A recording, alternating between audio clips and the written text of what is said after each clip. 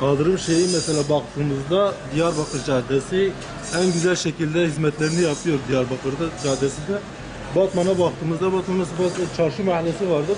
Buraları hiç çalışmıyor. Mesela eski çarşıdır. Bayağı bilinen bir yerdir. Hizmet bayağı yani esnafların, milletin çoğu bildiği merkez burası. Ama burada yapmıyor. Diyarbakır Caddesi'nin buradan özelliği nedir yani? Burasını niye yapmıyor? Baktığımda Gülistan Caddesi en güzel şekilde yapılmış. Başka Sanat Sokağı en güzel şekilde yapılmış. Buraların oradan yani farkı nedir? Oralarını neden yapmıyorlar? Yani... Ya istiyoruz ki buraları da yapsınlar. Bakım her yer eşit olması lazım. İşte bir yer milletin ilgisini çekir diye çok önem verip yapmaları, bir yer işte millet fazla şey yapmıyor diye özen göstermeyip yapmamalarını kınıyoruz yani. Yapmalarını istiyoruz yani. Bastı.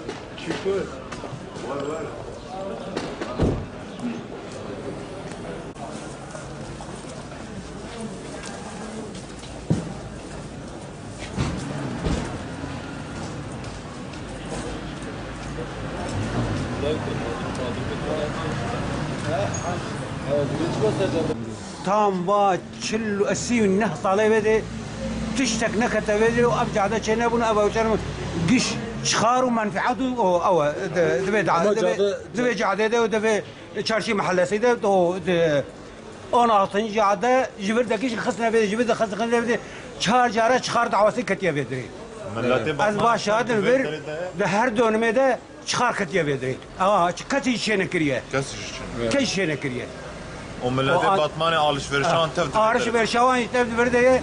O ana abcad dolmuş acık o katne bedeci. Avcı dörtüne hakiye المتكن o arda meci dörde tapay meci dörde o belediye hakiye المتكن roja Batman ya abi hatta roja o تعديل المتكن. Bara hak gerçek avedi hakka avedi çünkü verdi çek nazbet khadın.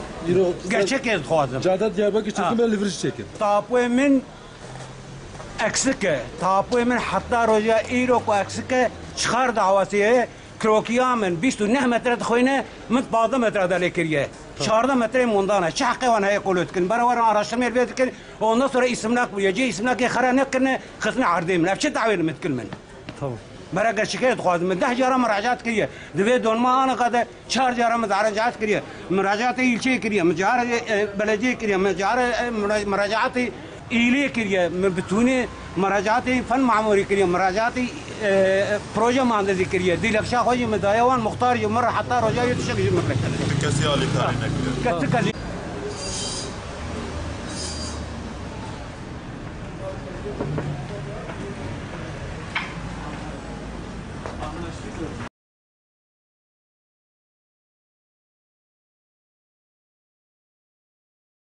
Şimdi biz buranın esnafları olarak bu kaldırımların bu şekilde olmasını kabul edemiyoruz yani. Zengin semtlere bakıyorsun, kaldırımları böyle hepsi yenilenmiş, güzel bir şekilde yapılmış ama buraya gelince sanki üvey evlat muamelesi yapıyor, böyle ikinci sınıf muamelesi gibi yapıyorlar. Yani niye oradaki kaldırımlar çok güzel, çok temiz, yenilenmiş ama bizimkiler bakıyorsun hala Allah'ın kaç seneden önce kalma kaldırımlar. Hepsi kırık, kullanılmayan bir şekilde. Bunların yenilenmesini istiyoruz. Yani ikili oynanmasını istemiyoruz. Orayı yaptılar, buraların da düzelmesini istiyoruz yani. Yaksa zaman.